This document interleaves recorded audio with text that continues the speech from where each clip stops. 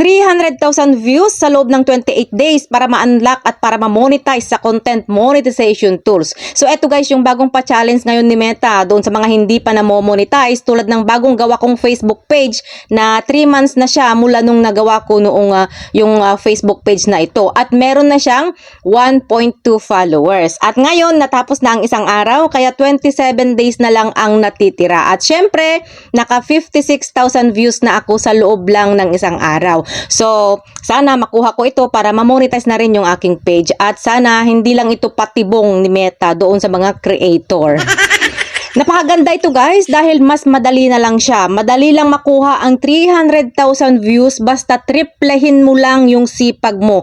Pero sayang nga lang yung iba dahil binigyan sila ni Meta ng pa-challenge pero hindi nila napindot yung join. Hindi sila nakapag-join kaya nawala na din siya kaagad. Nung naisipan nilang i-join, nawala na. So sayang 'di ba? Yung iba naman sinasabi nila na hindi na daw nila sila nag-join kasi nga hindi rin naman nila yun makukuha dahil nga konti lang daw yung followers nila.